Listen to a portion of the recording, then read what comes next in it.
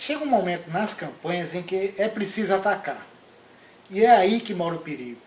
Porque todo ataque, mesmo atingindo o alvo, tem efeitos colaterais imprevisíveis. Em 2000, na eleição para prefeito do Recife, quem mais atacou Roberto Magalhães, que disputava a reeleição, foi o candidato do PTB, hoje falecido. Houve um segundo turno, mas quem passou para o segundo turno não foi o candidato que mais atacava, foi João Paulo, do PT, que estava em terceiro lugar e que acabou vencendo a eleição. E em 2006, lembram?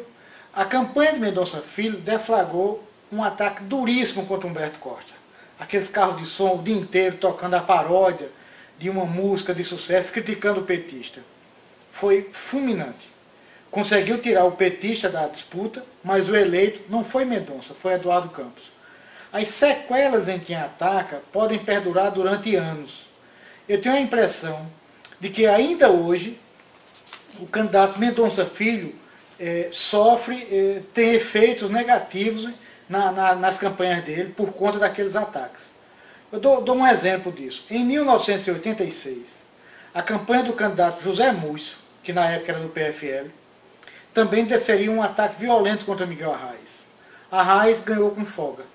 Muitos anos depois, José Múcio me disse que aquele foi o pior erro de sua carreira e que pensou até em desistir, da vida política.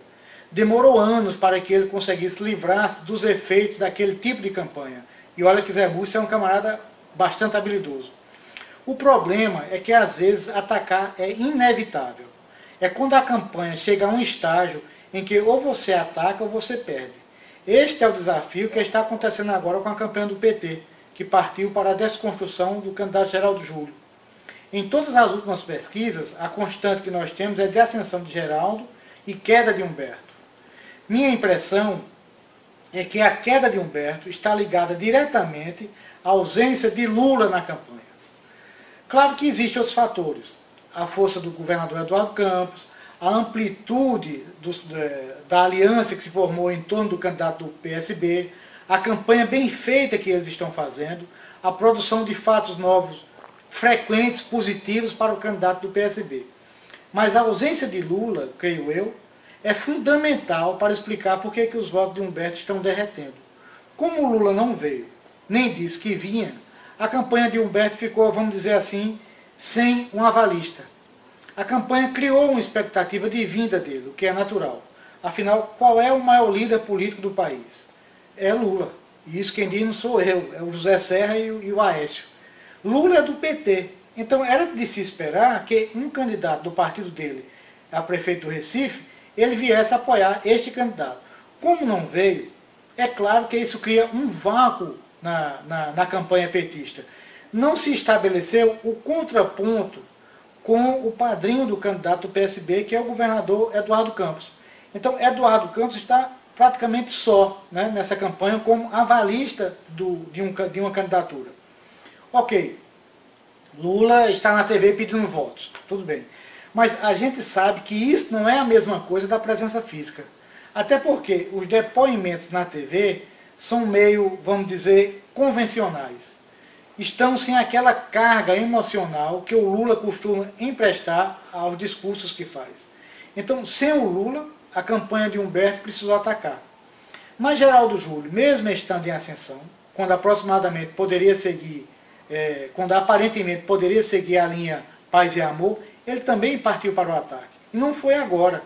Já no debate ocorrido, se não me falha a memória, em 23 de agosto, ele foi para o confronto com Humberto, dizendo que o petista havia sido o pior secretário de saúde do Recife. Isso há mais ou menos 20 dias. Já nesse debate mais recente, na Rede TV, novamente Geraldo questionou a competência de Humberto como administrador. Agora, vejam que ele faz isso nos debates, que tem um público menor e mais específico, e não na propaganda eleitoral, que tem um público mais amplo, mais diversificado. Existem pelo menos dois tipos de ataques nas eleições. Aqueles marcados pela zombaria, pela galhofa, por subterfúgios, pelo anonimato, com um tom depreciativo, que se limita com aquilo que a gente costuma chamar de baixaria. Esse tipo de ataque não combina com quem pretende ter a estatura de prefeito ou governador. E existe o ataque político, que é assumido pelo candidato sem anonimato, por meio de sua propaganda, sem subterfúgios. eu creio que as críticas que a campanha do PT está neste momento fazendo ao candidato Geraldo Júlio são desta natureza, são ataques políticos. Agora, mesmo estes ataques, eles têm efeitos colaterais. Primeiro, porque passa a impressão de que o candidato só está atacando porque está por baixo e pretende fazer com que o que está acima caia.